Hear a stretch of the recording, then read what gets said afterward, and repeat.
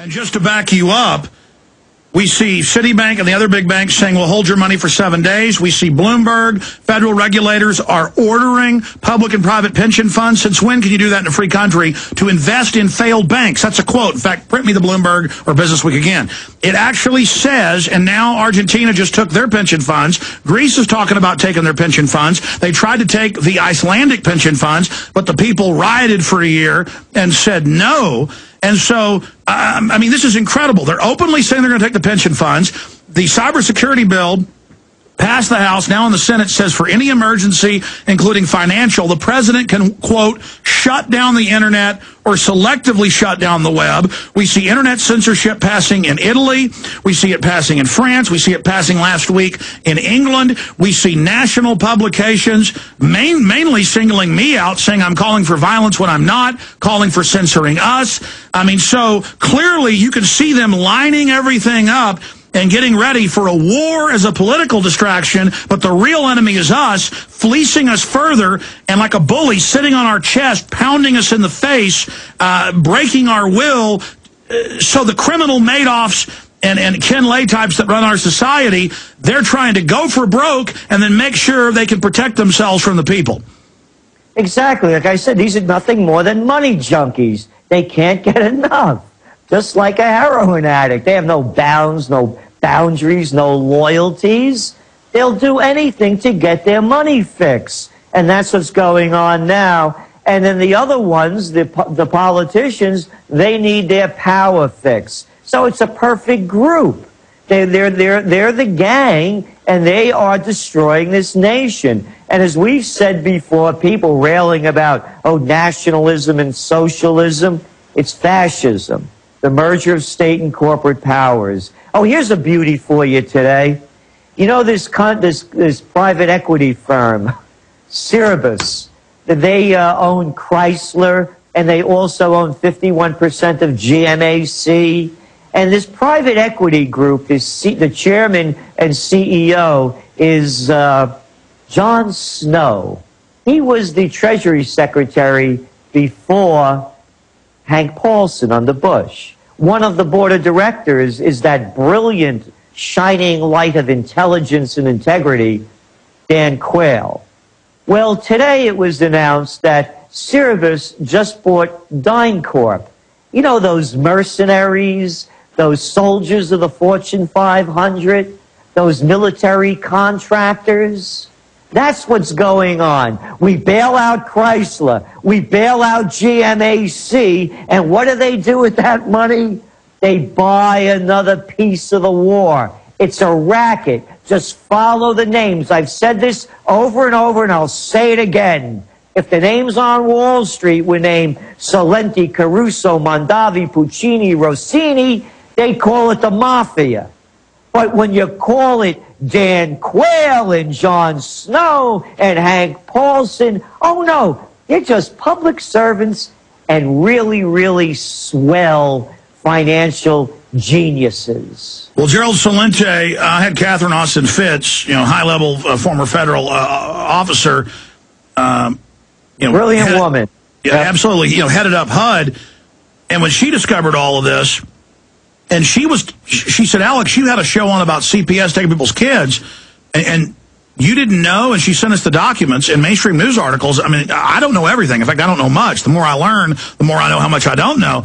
I didn't know DynCorp, its biggest business in the U.S., is running CPS.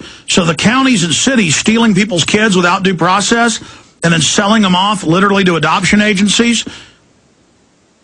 Once I found out about it, I Google searched it, and there were thousands of articles. DynCorp is now not just running white slavery rings, as the Chicago Tribune reported a few years ago overseas in Serbia. They're here running it. So now these Pentagon groups are literally hunting us and our children, and I didn't even know it. Think of what else I don't know.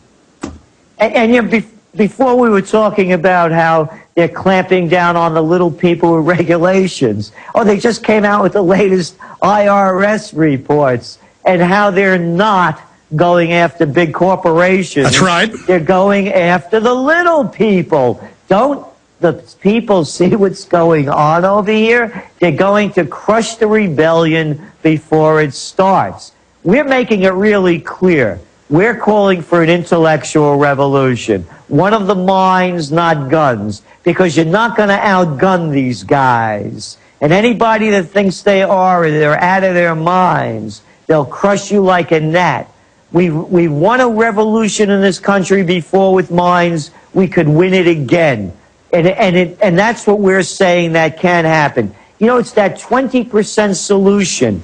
It's the people that will not follow the deranged that want to turn them into murderers to fight other wars that say, no, we're going to stop. And if we stop these wars and we start concentrating and bringing the resources back to this country, we can rebuild it step by step. Well, I agree with you. Here it is. Failed banks may get pension fund backing as FDIC seeks cash. Business Week. And this is now all over the news. It was in the London Telegraph yesterday. The Federal Deposit Insurance Corps is trying to encourage public retirement funds that control more than $2 trillion to buy all or part of failed lenders. So the big banks move their money out the back door and buy real assets, then they put the public on the hook. So all these cops and people being replaced by DynCorp now to snatch kids, they're going to take your pension funds. And it goes on to say the government is ordering the pension funds to invest in failed banks. Since when in the land of the free, home of the brave, does the government regulators order the pension funds where to put their money? Well, it's all selectively enforced. I want to back you up here. If they don't, the laws, millions of laws, there's millions, are written where nobody can follow the law. It's all selectively enforced, so they'll go in and shut them down. That's what Catherine Austin Fitts said and agreed with me here last week. But then you talked about the articles in the Wall Street Journal and New York Times in the last year that I've seen, where not only have they cut almost all of the white-collar investigators off of big banks, big corporations that pay almost no tax, it's reported. But when they do bust a Swiss bank account and make it big news in Reuters today, it was for $200,000. So they're busting little bitty chump level. That sounds a lot to a McDonald's worker, but that's nothing, you know, to the elite who are in the trillions and hundreds of billions individually in some cases. And then I remember reading articles about now they're not even having them go after upper middle class. It's after blue collar, people 35,000, and that they send 2 uniformed officers to Sacramento to a guy's car wash that hadn't paid 4 cents. In fact, pull that up. It was 2 or 4 cents. Sacramento Bee, car wash visited over 2 cents. And they threatened him over 2 cents. Again, they've got the few investigators going after people for 2 cents. Well, the same thing here in New York. They're busting people that go into beauty parlors to get all the sales tax they can. Little cafe owners. They're cracking down on the little people, and they have the goon squads behind them.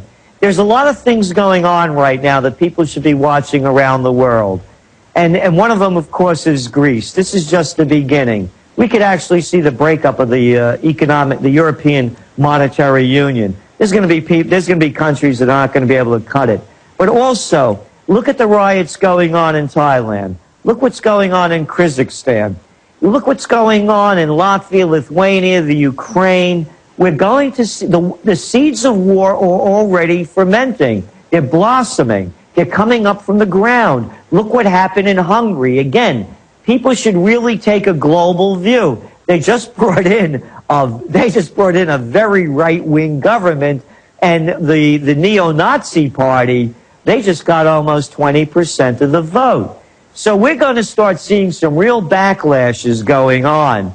And the other thing that we're forecasting is that when the stimulus money runs out, the crash is going to happen. And we believe it's going to be a currency crash. And again, look what's going on in Europe.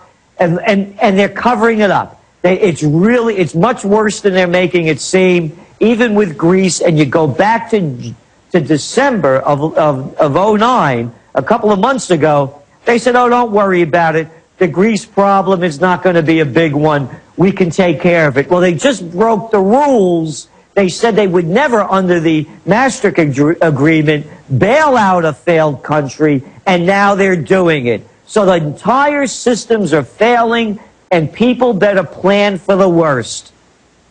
And a correction, there's CBS News. We'll throw it back up on screen. Sacramento car wash gets IRS visit over 4 cents. I was going from memory. I'm sorry. It was over a lot more money. It was 4 cents. Imagine sending the IRS to threaten someone over 4 cents. What are these IRS agents thinking? They can't go after Bernie Madoff, but they can go after somebody with 4 cents. Well, again, that's the whole system. It's the cops crashing down. Look, if you have 2 glasses of wine and they stop you, they'll throw you against the car and handcuff you and send you to jail. I mean, come on. It's squeeze the little people. This is classic when an empire is in decline. And America is that declining empire. So that's what happens, and that's why revolts begin. And as you said, they have the agents provocateur that they keep putting in, whether it's a peaceful demonstration, and all of a sudden you see a squad of guys coming out, and they call them anarchists with masks on. And who are they? They're the police. And they're making it look as though it's the average person that's causing the damage.